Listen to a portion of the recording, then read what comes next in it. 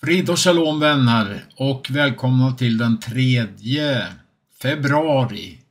Och bakom mig ska det vara 3 stycken kors. Och sången idag, Väckelsesången, handlar om det urgamla korset. Korset är Guds kraft till frälsning för var och en som tror. Och den som tror, han håller ju fast vid detta urgamla budskap.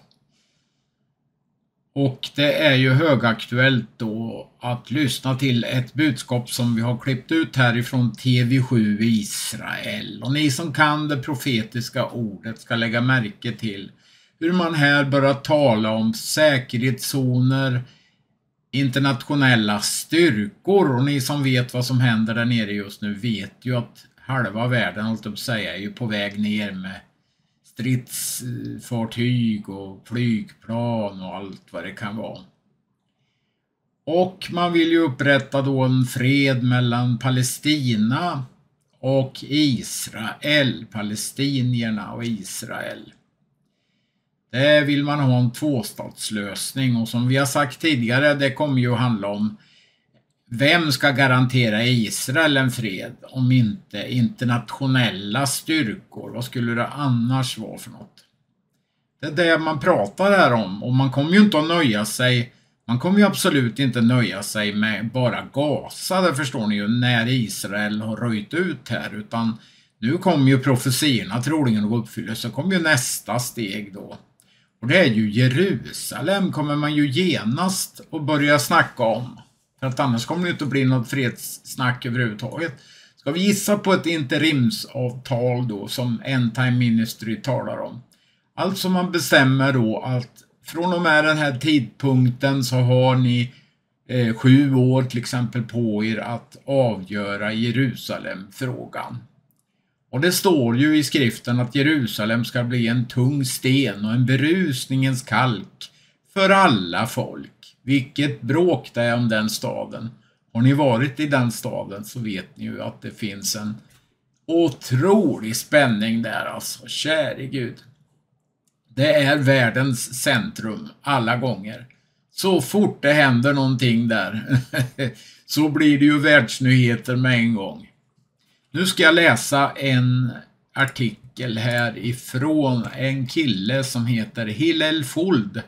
Han är en israelisk-amerikansk teknikrådgivare och dyker upp i massor av bloggar och vloggar. Och många citerar honom. Jag vet att Amir gör det också. Ofta, faktiskt. Han säger så här. Det här är bra att lägga märke till nu. Jag har sagt det förut och jag säger det igen. Västvärlden måste sluta tro att dess kärnvärden är i linje med det radikala islam. Du förstår, i den civiliserade världen har vi några grundläggande övertygelser. Om du till exempel behandlar någon med respekt och värdighet, då kommer de att återgälda detta. Men saken är i den radikala islam att man inte delar den värderingen. Du kan behandla en radikal islamist med all värdighet i världen. Men du är fortfarande en otrogen som de vill att du ska dö oavsett hur du behandlar dem. Västvärlden måste förstå att radikala islams krig inte handlar om mark, mänskliga rättigheter eller något annat än ett religiöst ideologiskt krig mot allt vad vi tror på i västvärlden. Jag har sagt det förr. Det är mystiska bränder och alla möjliga konstigheter helt plötsligt sedan 2015 även i vårt land. Och det kan ju ha sin betydelse att man hatar västvärlden alltså. Vi gillar att ge dem fina namn såsom Hamas, Hezbollah, Houthierna, ISIS, Islamiska Jihad och så vidare. Ja, du kan kalla den vad som helst för det är samma skrot och korn. Och du kan fortsätta marschera för dem dag och natt. Men lura inte dig själv att tro att om de hade chansen så skulle de göra om 7 oktober igen utan att tveka en sekund. Om inte Israel besegrar Hamas nu i detta krig så kommer de att göra igen. Och ni ska veta att väst står i tur. Och det har de ju redan sagt i sina kampanjer på gatorna i London till exempel, vad man har hört då. Saken är den att det inte är politiskt korrekt att säga det. Men radikala islam är en global farsot. De har faktiskt, parentes jag här då. Ja, de har faktiskt en biblisk profetia över sig alltså. Det här kan uppfylla vedermödan alltså. Och allt vad Bibeln säger. Det här handlar inte om Israel. Det handlar inte om mark. Det handlar egentligen inte heller om en stat. Det handlar om att döda judar och få se västvärldens nederlag. Ett annat exempel som det tog mig flera år att ta till mig är att vi i väst har moral. Vi har etik. Vi har röda linjer som vi aldrig skulle korsa. Och det finns vissa saker som aldrig är okej för oss. Så är inte fallet med radikala islam. Det är dags att vi internaliserar detta. Där är våldtäkt okej, pedofil okej, stympning av kroppar är okej, bränna av familjer är okej. Ja, ni såg hur man jublar över de här sakerna i Gaza till exempel och över hela islamistvärlden. Att halssuga barn, spädbarn, sätta in barn i ugnar och så vidare. De har inga röda linjer. Och den mest tragiska delen av hela denna indoktrinering av barn som vi får lära oss, att de vill mörda otrogna redan från barns ben.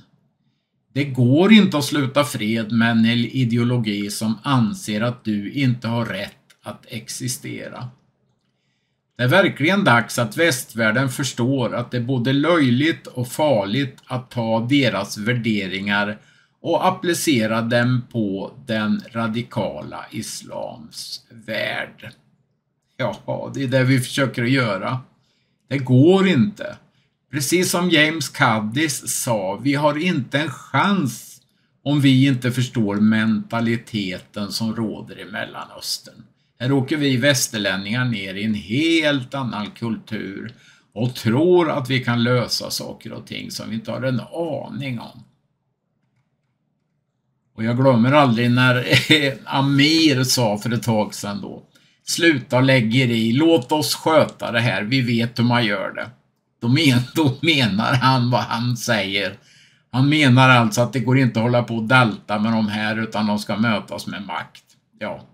Precis som ingen moralisk människa tyckte det var någon bra idé att sluta fred med nazisterna.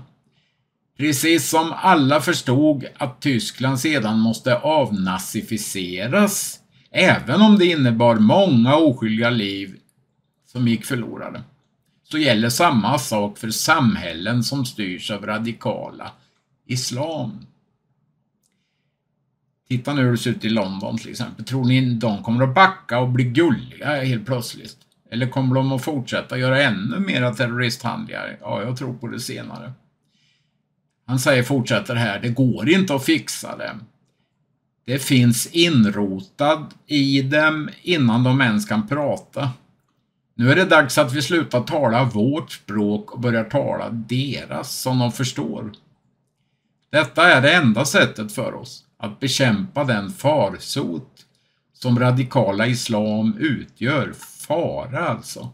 Som långsamt förstör oss inifrån. Som sagt var, det kommer ju inte att bli bättre precis, utan snarare tvärtom.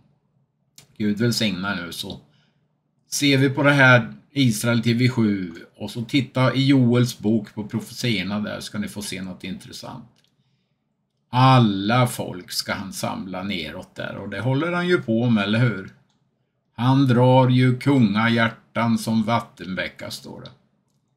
Amen, Guds välsignelse, och lyssna nu på den här härliga, underbara sången sen i slutet. Det urgamla korset. Amen. Shalom from Jerusalem, Israel at war. This is the daily update here on TV7. And tomorrow, a Sabbath, is the 18th Sabbath, including that first horrific Saturday where the Hamas raided Israel and massacred 1,200 people at least. And this is the 120th day tomorrow of the war. So as this week is closing, we are joined here by Dr. Mira Kovac, the former Minister of Foreign Affairs of Croatia. Dr. Kovac, hello. Welcome. Shalom to you. Shalom, thank you for joining us. Ambassador Ronnie Leshno-Yar, a senior foreign ministry official until a few years ago, and among other positions, the first Israeli ambassador to NATO, as well as to the European Union. Hello, Ronnie. Good morning. Good morning to you all. And as usual, Brigadier General in the reserves, Doron Gavish, formerly the commanding general of the Israeli Air Force's Air and Missile Defense Command, and currently the commander of the Joint Air and Missile Task Force. General Gavish, hi. Hi, hello. So it seems as if the major news of the last few days have been diplomatic and political in nature, and we will, of course, dive into them shortly. But General Gavish, can you please start this discussion by providing an update on what is going on in the front, or in the fronts, because, of course, the Lebanese border is also an active front, but mostly in Gaza. We keep hearing about the progress that the IDF units are making both above ground and in the tunnels, but it doesn't seem yet, and perhaps the operative word is yet, that all of these achievements have accumulated into critical mass. So what's up or down? Well, Amir, as the IDF was stating just from the beginning, this is a war that would take time. This is a very complex war in a very complex environment. And but if we're talking about significant events or significant achievement, of course, we have to remember that the northern part of the Gaza Strip is basically controlled by the IDF, and although there is still a fight also in those areas, today I would say the mass of the forces are in the south part of the Gaza Strip, mainly around Khan Yunis, which is believed that the leaders of the Hamas are in this area, and we hope that the hostages are also there. The IDF surrounded this area. We are working, as we discussed it more than one, with special forces, mainly with the special forces in Khan Yunis, led by the 98th Division, with Special Forces Division. You're right that this is a Sisyphic war, and we are still before the day that we could see that we could say that we fully achieved the goals of this war, which is, of course, the destruction of the Hamas as a military force and as the ruler of the Gaza Strip.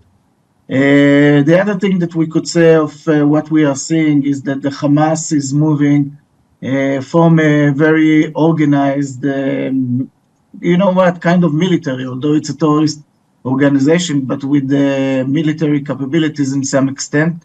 It moved to a guerrilla fight, mainly in the northern part of the Gaza Strip, where we see some of them are trying to go back to those areas, and the IDF is controlling this, I would say, effort of the Hamas. The last thing that I would say that we still see some capabilities that are being held by the Hamas. Yesterday, we saw that they sent a small UAV, which was intercepted by the air defense warriors, but they are still trying to keep in a way their head over the water. So I agree with you. We are not yet achieved. We didn't achieve yet our goals, but we could say that at least from a military point of view, there is very impressive progress. But we need to be patient. We know that unfortunately time matters in our area, and this is something that needs to be taken in consideration. But the IDF is really doing its best. We also have to remember that we continuously are looking at the civilian population over there, making sure that we have less and less casualties of civilians, trying to open for them another humanitarian corridors in order for them to go to the humanitarian zones that were designed for them. So this is another effort that is being done continuously by the IDF. In the northern arena, we talked about it also yesterday. We still see the Hezbollah trying to shoot some mainly anti-tanks missiles lately, although they tried also some UAVs and rockets, but most of those efforts were intercepted by the IDF. But we still are in what we are calling under the full-scale war threshold. It seems that both sides don't want to go to this level of war, although during the last few weeks we saw the intentions were almost reaching this point, but in the last few days we see that we are back to, I would say, low intensity level of fight in the northern part. Although we must remember that we have more than 60,000 Israelis that were evacuated from this area. We still have some large number of reserves units that are deployed to this area. And of course, the goal of Israel is that Hezbollah would be withdrawing to the 1701 position, and we would see how this, of course, would come about. Hopefully on a diplomatic way, but the IDF is also preparing itself to other options. Thank you.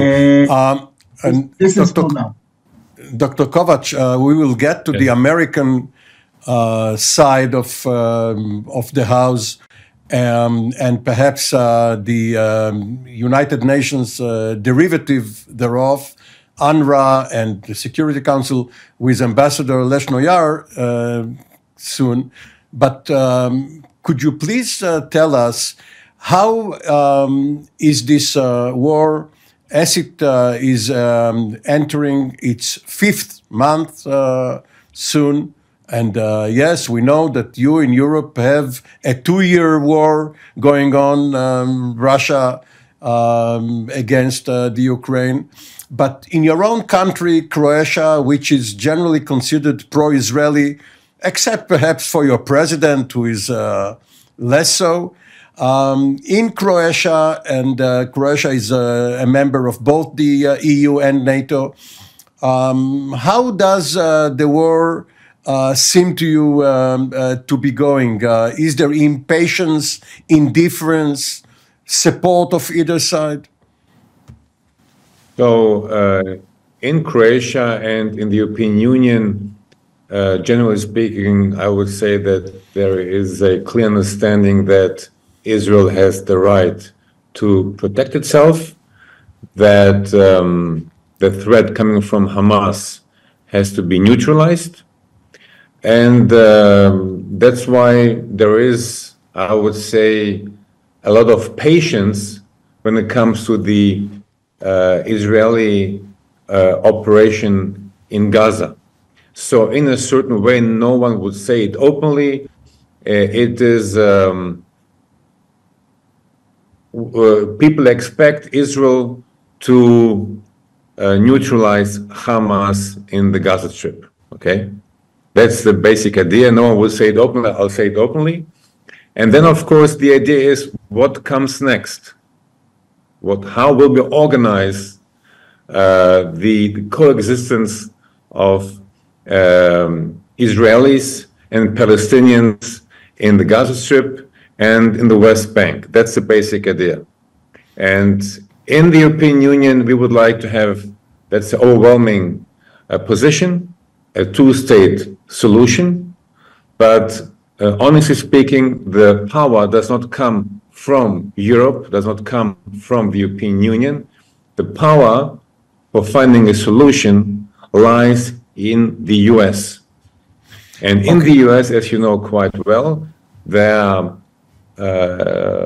plans being elaborated, what to do next, how to find a solution, whom to involve, how things are presented right now. It is most probably going to be Saudi Arabia, which is going to play a very important role in cooperation with the US and Israel. Then the idea is how to find a bridge to Iran, between Saudi Arabia and Iran. So that's the basic idea right now.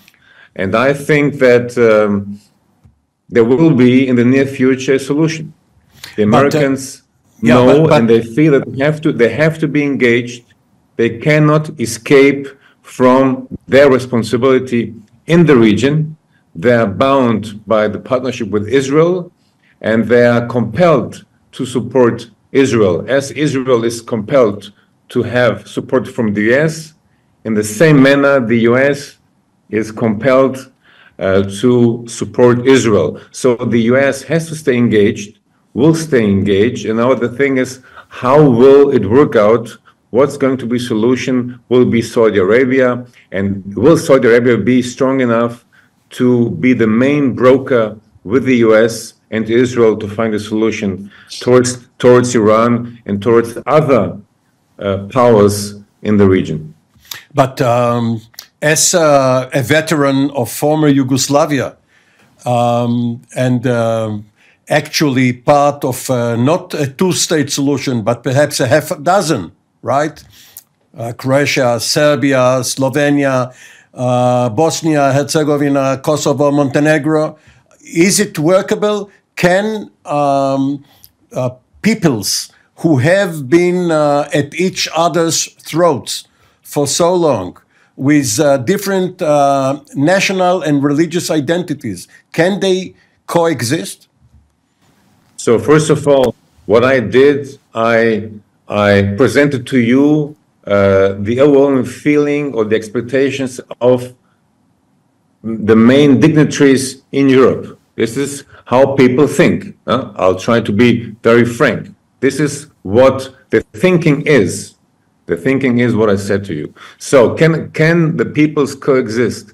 The peoples are compelled to coexist. The question is, of course, how they coexist, what the formal environment is. Look, for instance, the situation between the Serbs and Albanians in Kosovo. They coexist, although it's very strenuous, of course. It's not ideal, but they coexist. The same applies to Israel and the Israelis and the Palestinians. The coexistence exists. It's not a peaceful coexistence, unfortunately, but there is a coexistence. Now, the problem is, can we find a solution to make the coexistence more peaceful, to make it, to normalize it in the long run? And of course, to find that solution, first, everything has to be settled in the Gaza Strip. It's not acceptable that Hamas threatens the existence of Israel. Once there is no threat anymore, it will be possible to think about a long-term solution for that coexistence, which has to be defined. Now, Ambassador Leshnoyar, you had the honor of representing not only the state of Israel, but also the Netanyahu government, which was the incumbent regime at the time. And now that you see that the Biden administration and the Netanyahu government are heading towards a collision course. What is your assessment as a diplomat and as a seasoned observer of high-level contacts? Is it avoidable, or is the collision or even explosion inevitable? Yes, first let me, with your permission, say quickly one word about Israel-Croatia relations. From my own experience as ambassador of Israel and as a senior diplomat here in Jerusalem, Croatia was always friendly and still friendly to Israel. We could count on them in the different multilateral organizations, UN, EU, and NATO.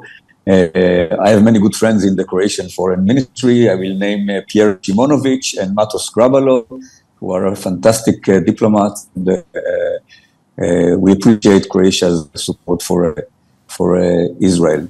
Thank you. I also agree with Minister Kovac that with all due respect to our European friends, a country which is really important is the US. But let me, before coming to the US, say a word about the EU and Europe. Recently, the foreign minister, quote unquote, of the European Union, Mr. Borrell, came up with a peace plan that he crafted to end the Israeli-Palestinian conflict. Something which is between bizarre and laughable, because of the very simple fact that he didn't bother to have Israelis and Palestinians as part of his peace plan. So that's another example of how Europeans who want to be involved are doing it in the very wrong way. And my advice to my European friends is simply don't do it this way. You have to confer with the Israelis, with Palestinians, and check what is they think is good for them and what you think is good for Europe. Now, when it comes to the US, I think that Israel has no option of fighting with the US, even politely. We are so dependent on our relationship with the Americans. At the end, Americans, I think, want what is good for Israel. Of course, they also want what is good for America. And we have to remember that they have, as a superpower, they have different mix of considerations, domestic considerations, regional considerations, and global considerations. And we have to understand the American thinking and show respect for what is important for America, because at the end, it will be very difficult for Israel to win a multi-front war without a strong and continued American support.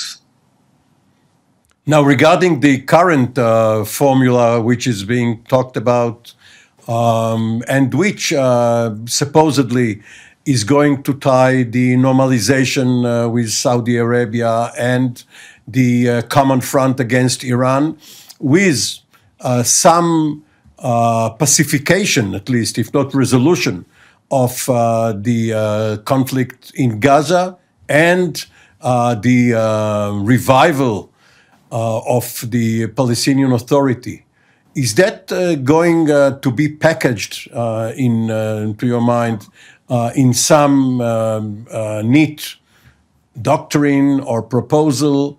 And if it does, will it be palatable to the Israeli public? Yeah. Yes, I think that the Americans are not naive. They know the region well. They know that it will be very difficult to reach a solution to the Israeli-Palestinian conflict overnight, or even over a year, or maybe even over a decade. What they need, and I believe that also what the Israel's Arab partners need, is a political horizon. They need to see a process that will give hope to Palestinians and that will signal to the Arab street, quote unquote, that Israel is serious in its desire to reach an agreement with the Palestinians. An agreement that, if materializes at all, will take years to achieve. We did it in the past. Many of Israel's diplomatic achievements were reached, where at the back, at the horizon, was a political process of this kind or another. And I think this is what is missing today. We have to say as Israelis that it will create huge political difficulties, domestic political difficulties for the Prime Minister of Israel in his desperate effort to preserve his coalition. But if Israel wants to win this war with a diplomatic and political victory, then we must work with the Americans and with moderate Arab countries to create this political horizon that on the one hand will allow us to finish the job in Gaza, but at the same time open the door for more normalization with moderate Arab countries, starting with the Saudis. General Gavish, very soon it will be the 13th anniversary of the first successful operation of Iron Dome. Under your command, the first intercept in April of 2011 of a rocket from Gaza, a rocket or a missile.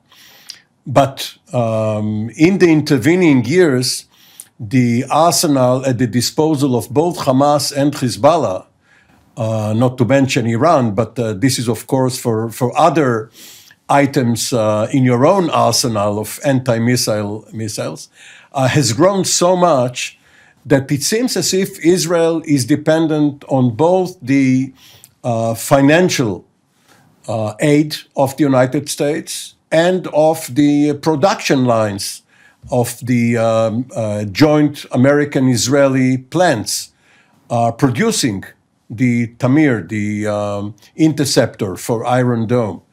And while many Israelis feel and say that we are now involved in a sort of a second war of independence, the reality is that Israel is more than ever dependent on the United States logistically.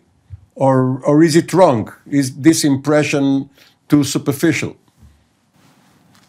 Well, at least in the world of air and missile defense, we have to remember that the vast majority of the systems are being produced here in Israel. This is for the Iron Dome, for the David Sling, and also the Arrow. So on this, we could say that at least on this part of the, I would say, military systems, we are not fully dependent on the United States, but in general, of course, that the IDF, the Israeli Air Force, is dependent. It was mentioned by Ronnie a few minutes ago. It is right from the strategic point of view, but it is right also if we are talking about the system. We have to remember that the aid that came during this war and even in the past from the United States was quite significant. And of course, it is, we're talking about the systems and so on, but we have to remember that there is a very, very strong relations between the United States forces in our region, led by CENTCOM and the IDF. This is something that is being done on the military strategical level, but also in the operational level. So, it is kind of a fight shoulder to shoulder when it comes to, I would say, all kind of threats toward Israel, which are coming out of our region. We saw it when a lot of UAVs were sent toward Israel and some other threats coming for this from around us. And we just have to remember that although we are talking about Gaza and Lebanon, but we basically are in a regional conflict. We see the Iranian proxies in Yemen, of course in Iraq. We see the missiles that were shot even toward Pakistan. Yes. In the less than 2 minutes that we have, I beg for your short responses. Minister Kovac, there is talk of a multinational force perhaps composed of Arab contingents, but obviously from other countries too. Do you see European countries, including Croatia, perhaps contributing their units for Gaza for such a force based on the experience, which was not always positive on the Golan Heights, in Lebanon and elsewhere? I published with a friend of mine, a Croatian of Jewish descent who spent his childhood in Israel, Mr. Stern, Davor Stern, we say in Croatian. I published an article in, he was also minister in the 90s, Minister of Economy. I published an article in the Croatian press, a lead article, and we both proposed exactly that idea of a transition administration for Gaza once the job has been accomplished by IDF, with the assent of Israel, with the assent of the Security Council, of course. The Americans would agree, I suppose. Good. In that, more power to you. And then multinational forces. Yet, if Israel agrees, if the countries in the region agree, then I can imagine Croatian forces being there. And the idea would be to create a safe environment for Israel in the Gaza Strip and to create safe conditions for the Palestinians and for the coexistence between Israelis and Palestinians. I'm an optimist, but first, the threat in the Gaza Strip for Israel has to be neutralized. Thank you, the three of you. Unfortunately, we ran out of time. Sorry. So for the time being, thank you, Minister Mira Kovac of Croatia, Ambassador Roni Leshnoyar, and as usual, Brigadier General Doron Gavish. This has been our update, Israel at War, from Jerusalem on TV7 News. We will be back early next week. For the time being, shalom from Jerusalem.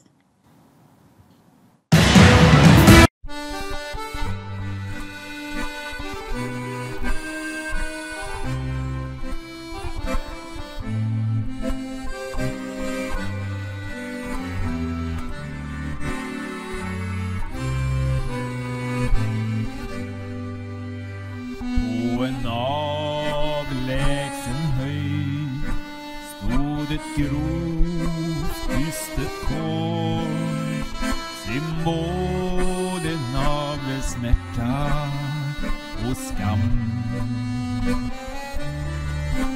Och jag älskar ditt kors där vår Herre för oss med till döden en smärtornas man.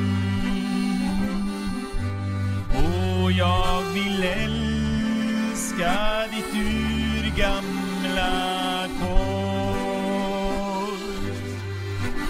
I dess kraft skall jag segra till slut. Jag omfamnar ditt heliga kors tills mot kronan jag byter det ut.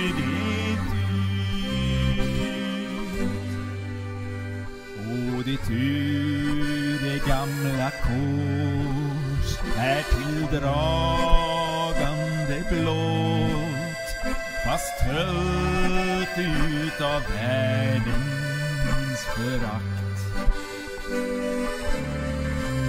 Se Guds heliga lamm som till Golgata gått, på sargade skuldror blir lagt. Åh Jesus, jag vill älska ditt urgamla kors. Ja, i dess kraft skall jag segra till slut. Jag omfamnar det heliga kors tills på kronan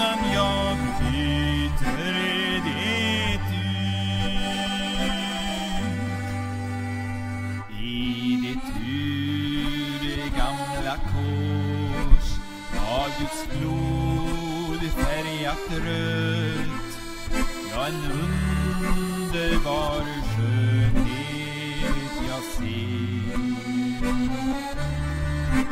Ty det var på dess kors han lidit och dött, han som frälsningens nåd åt mig ger.